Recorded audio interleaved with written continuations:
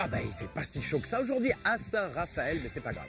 Je vais vous montrer aujourd'hui une très très belle maison. Ici, il y a 3 ans, se trouvait une petite maison typique du sud de la France des années 50. Sandrine et son époux ont eu un véritable coup de cœur, ils l'ont acheté et avec l'aide d'un architecte lui ont offert un relooking extrême, une cure de jouvence. Bref, comment cette maison a-t-elle fait peau neuve? C'est ce qu'on va découvrir tout de suite.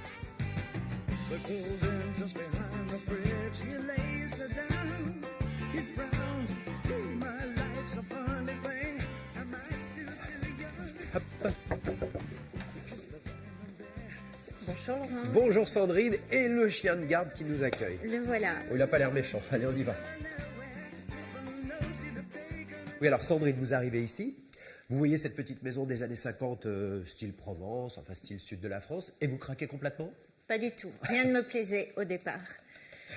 Donc en fait c'était une maison, elle était déjà telle qu'elle est un petit peu extérieurement, sauf qu'elle avait un gros crépi, elle avait des pierres très imposantes, les façades n'étaient pas du tout rythmées puisque c'était des petites fenêtres mais pas du tout intervalles réguliers, mais en même temps c'était de plein pied donc c'était un nouveau projet, on voulait beaucoup d'espace, voilà, beaucoup de lumière, Il y en a, il y a des vitres partout. on voulait donc que ce soit une maison à vivre extérieur, intérieur.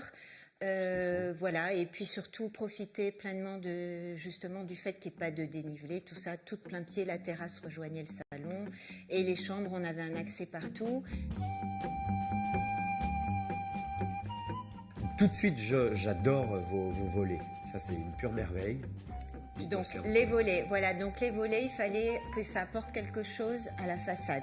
Donc on n'avait pas envie des volets ouvrant à la française, un petit peu traditionnels qu'on a déjà vu. Donc c'est aussi une idée d'Arnaud. Il nous a dit pourquoi pas les faire coulisser. Et c'est-à-dire que quand les volets sont ouverts, on a une façade de bois. Et c'est quoi d'ailleurs ce bois? C'est du red cedar.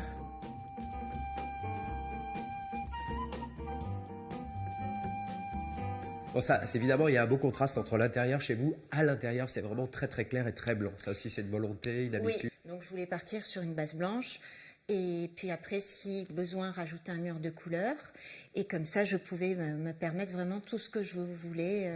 Le noir ici. Voilà, les petites touches de vert pomme, essentiellement. Le noir là, du orange dans les chambres. Dans les chambres, il y a voilà. tout. Il y a toutes les couleurs. Exactement. Du rouge, du orange. Ça, voilà. Et ce qui est important aussi, c'est qu'en faisant une base neutre comme ça, je peux moduler mon ameublement, c'est-à-dire que je peux sortir un fauteuil et le mettre à l'extérieur. Il fonctionnera aussi bien intérieur qu'extérieur. Le sol, il est vraiment le sol, c'est du médium, qui a été laqué blanc.